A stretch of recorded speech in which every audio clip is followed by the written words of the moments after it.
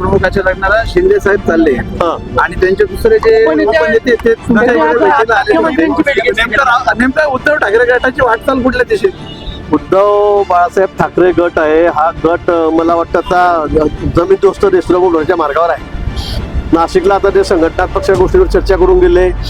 त्यांच्याकडे तर तुम्ही बघा या 8 दिवसामध्ये कोण राहिले कोण राहणार नाही म्हणून. त्या माणसाच्या बडबडीमुळे त्या वागण्यामुळे सगळे लोक परेशान आहेत. मला वाटतं स्वतः उद्धवजी परेशान असतील, पण ते आउट ऑफ कंट्रोल झालेलं आहे. आउट ऑफ कंट्रोल झालेलं आहे काम यांचं. आणि म्हणून अशा या बडबडीमुळे हा सगळा पक्ष आता कधी म्हणजे मी सांगू शकत नाही मला शब्द नाही त्यांच्याबद्दल, पण हा पक्ष संपवण्यासाठी मला असं वाटतं की संजय राऊत पुरेसे आहेत.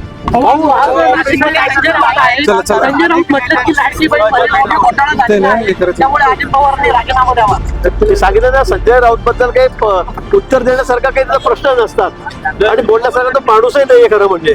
काय बोला त्यांच्याबद्दल सकाळपासून काही बडबड करतात, काहीतरी बोलायचं असतं रोज सकाळी थोडं ते बोलत असतात.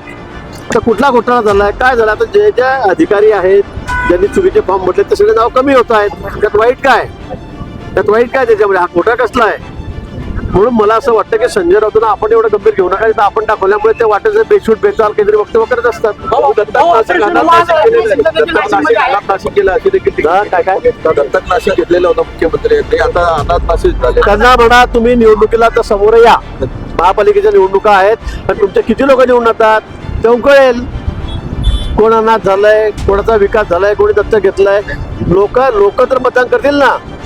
तुमचा जर एवढा लोकांवर विश्वास आहे, तुम्हाला वाटतं आम्ही खूप काही तीर मारलेला आहे, तुमच्या विचार लोकांना पटत आहेत, तुमची बडबड लोकांना पटते, तर तुम्ही महापालिकेच्या निवडणुकीला सामोरं या आणि निकाल लागल्यावर आपण भेटू. शरद पवार गटात गेले होते ते आपल्या मुख्यमंत्र्यांच्या ताफ्यात दिसले, भेटीसाठी आले होते. दुसरीकडे ठाकरेंच्या सेनेचे उपनेते होते. मला कुठे आलेले विवाह सोहळ्यामध्ये तर सगळे नेते सुद्धा करत असतात.